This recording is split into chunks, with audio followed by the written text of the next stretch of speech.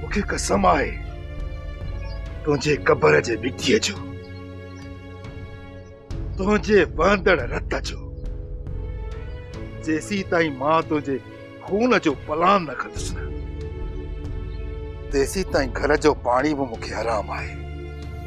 जिन तोखे मारियो आहे न, उन्हनि खे तड़पाए तड़पाए न मारींदुसि, तेसी ताईं मां सुख जो साह न खणंदुसि। तुंहिंजा कातिल भली कहिड़ी बि कुंड में वञी लिखनि, उन्हनि खे ॻोल्हे तड़पाए तड़पाए मारींदुसि, बख़्श कॾहिं न कंदो मां।